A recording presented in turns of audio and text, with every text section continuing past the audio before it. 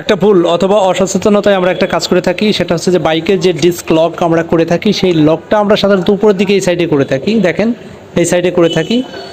এটা করলে মারাত্মক একটা ক্ষতির সম্ভাবনা থাকে। যখন আমরা বাইকটা খেয়াল করেন, অনেক সময় আপনার হয়তো মনে থাকে না, আপনি গাড়িটা টান দিচ্ছেন, তখন এই ডিস্কটা ঘুরে আসে এইখানে, এই যে ক্যালিপারে লাগে, এতটুকু পথ ঘুরে এসে এখানে ঠাস করে এখানে লাগে। এখানে লাগলে একটা ক্ষতিগ্রস্ত হওয়ার সম্ভাবনা থাকে। এবং আমরা যখন বাইকটা অনেক সময় ইমার্জেন্সিতে টান দিই, তখন কিন্তু ইমার্জেন্সির টর্ক কিন্তু অনেক বেশি থাকে। সুতরাং এইটা যদি এইখানে না লাগিয়ে এই ডিস্কটা যদি আমরা এইখানে লাগাই, দেখাই একটু, এই যে এইখানে কাছাকাছি কাছাকাছি লাগাই, তাহলে যদি আমরা ওই ভুলটা করেও ফেলি, আমাদের যদি ওই ভুলটা হয়েও যায়, তাহলে কিন্তু দেখেন এখানে লাগালে এখানে সামান্য, মানে আপনার এই ক্যালিপারে ক্ষতিগ্রস্ত হওয়ার সম্ভাবনা একদমই নাই।